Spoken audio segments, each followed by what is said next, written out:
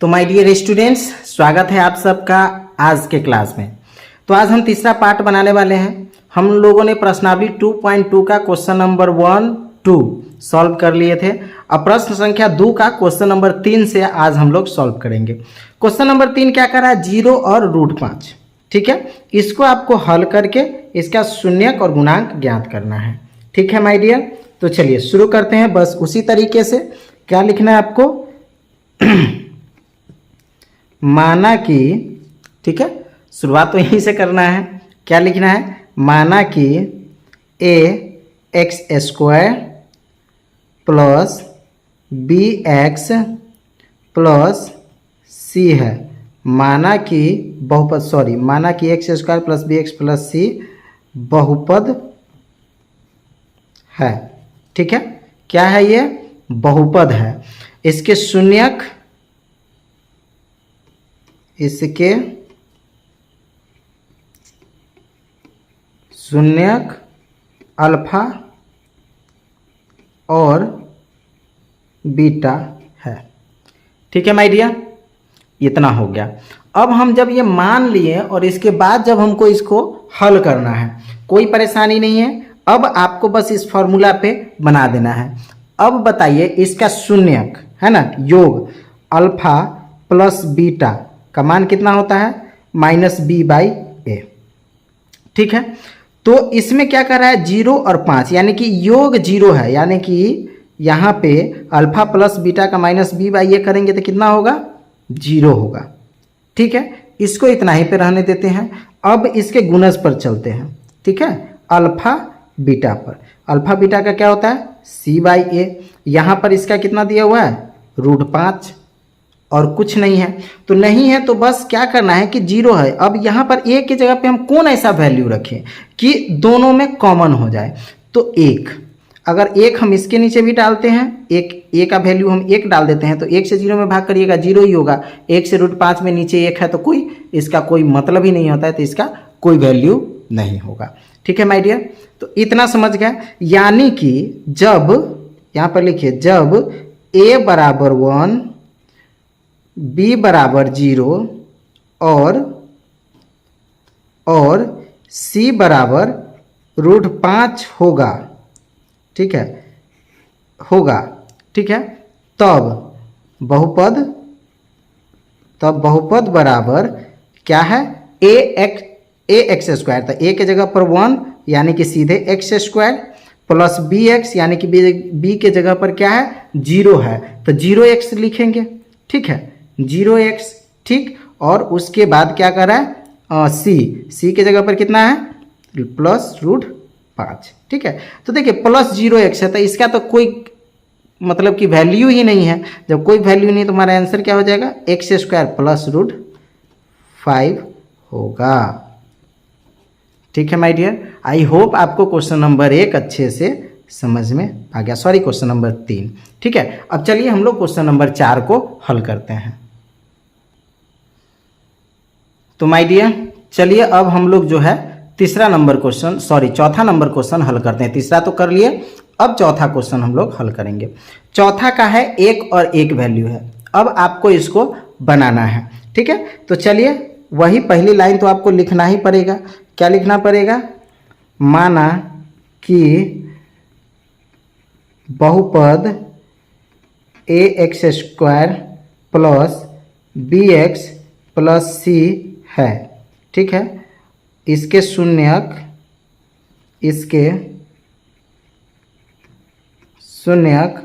Alpha और beta है। ठीक है, इतना तो आपको लिखना है, इसमें तो कहीं से कोई कॉम्प्रोमाइज़ वाली बात नहीं है। अब आप इसको हल करना प्रारंभ कीजिए। अल्फा प्लस बीटा, इसका मान क्या होता है? -b/a, जिसकी वैल्यू कितना है? 1।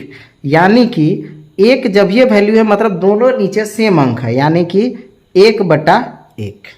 ठीक है, तो ये -b है, इसलिए b की वैल्यू क्या हो जाएगा? -1। ओके, अब चलिए अल्फा बीटा क्या होता है? c/a। ठीक है। तो सी के जगह पर इसका वैल्यू भी ए के दिया हुआ है, यानी कि सी के जगह पर हो जाएगा 1, और ए का वैल्यू तो 1 है ये है। यानी कि अब यहाँ पर आपको क्या कहा जा रहा है कि ए बराबर 1, ठीक है, ए बराबर 1, बी बराबर -1 और सी बराबर भी 1 ही है। ए बराबर भी 1, बी बराबर -1 और सी बराबर 1 है। तो और सी बराबर 1 तो हो, सॉरी यहाँ पर लिख दीजिएगा, हो तो बहुपद, बहुपद बराबर क्या हो जाएगा? तो बहुपद बराबर माय डियर सिंपल सा है, ए एक्स स्क्वायर होता है यानी कि 1 है, तो एक्स स्क्वायर, बी का -1 है तो -x, अब सी का वैल्यू 1 है तो +1, ये हो जाएंगे आपके बहुपद। आई होप आपको चौथा नंबर क्वेश्चन भी समझ में आ गया। अब चलिए हम लोग 5वां नंबर क्वेश्चन सॉल्व करते हैं। तो माय डियर चलिए अब हम लोग 5वां नंबर क्वेश्चन को हल करते हैं। 5वां नंबर क्वेश्चन में -1/4 और 1/4 दिया हुआ है। फिर आपको वही लाइन लिखना होगा, माना कि बहुपद ax² + bx + c है, ठीक है, और शून्यक अल्फा और बीटा है, ठीक है। माना कि शून्यक x² + bx + c है, ये तो आपको सब क्वेश्चन में लिखना ही है। चलिए कॉमन, इतना बात तो कॉमन है। अब अल्फा प्लस बीटा का वैल्यू क्या दिया हुआ है यहाँ पर?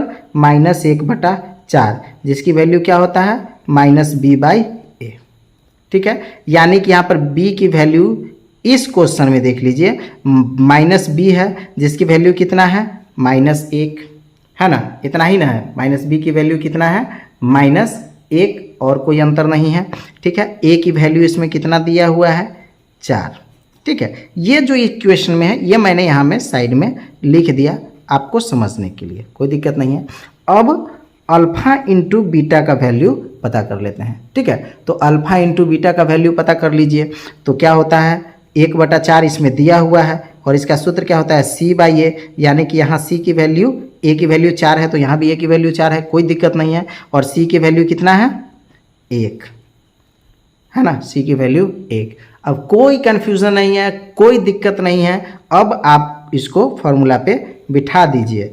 बहुपद क्या दिया हुआ है? ax² + bx + c, ठीक है। ax², यानी कि a की वैल्यू 4 है तो 4x², ठीक है, प्लस bx, तो b की वैल्यू माइनस में है तो -x, 1 है इसलिए -x, अब प्लस c की वैल्यू 1 है तो +1। ये हो गए आपके बहुपद और यही हो गए आपके आंसर। चलिए क्वेश्चन नंबर 5 भी आपका हो गया हल। अब एक ही क्वेश्चन बच गया है 6, तो इस चैप्टर को हम लोग खत्म कर ही देते हैं। छठा क्वेश्चन भी हम लोग बना ही लेते हैं। चलिए तो छठा क्वेश्चन बनाते हैं। तो माय डियर छठा क्वेश्चन में 4 और 1 वैल्यू दिया हुआ है, अदर चीज हमको हल करना है, ठीक है। तो चलिए करते हैं इसको। वही लिखना होगा, माना कि बहुपद ax² + bx + c है और शून्यक अल्फा और बीटा है, ठीक है। इतना चीज़ कंफर्म हमने कर लिया। अब आगे, ठीक है, अल्फा प्लस बीटा का वैल्यू 4 दिया हुआ है और अल्फा प्लस बीटा का फॉर्मूला होता है -b/a, यानी कि यहाँ पे 4 है तो 4 चला जाएगा माइनस में b की वैल्यू पे, इसके a के नीचे कुछ नहीं है तो हम 1 मान लेते हैं, कुछ नहीं है तो 1 मान लेते हैं।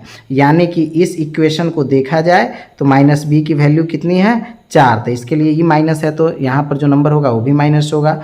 a की वैल्यू कुछ नहीं दिया हुआ है, यहाँ पे ये 1 मैंने अपना मन से लिखा आपको समझाने के लिए, यहाँ पे लिखना नहीं है, ठीक है। तो 1 का वैल्यू भी हो गया आपका, a की वैल्यू हो गई 1। अब c के वैल्यू निकालने के लिए क्या करना होगा? अल्फा बीटा का मान लिखना होगा गुणज में, तो इसका मान कितना दिया हुआ है? 1, किसका वैल्यू होता है, c बाई ए का, यानी कि c का वैल्यू 1, इसके नीचे भी कुछ नहीं है तो मान लीजिए कि 1 ही है ना। तो c की वैल्यू भी आपको कितना हो गया 1। अब ABC का पता चल गया, बहुपद की इस फार्मूला पे बिठा दीजिए इसको, ठीक है। बिठाने के लिए आपको क्या करना होगा, ax², a की वैल्यू 1 यानी कि x² -4 है तो bx यानी कि -4x और प्लस c है तो 1, x² -4x + 1। ये हो गए आपके इस प्रश्न के हल। तो माय डियर 6 क्वेश्चन हम लोगों ने 2.2 भी पूरा तरीका से हल कर लिया। तो चलिए मिलेंगे नेक्स्ट पार्ट में, तब तक के लिए bye, best of luck and thanks for the watching.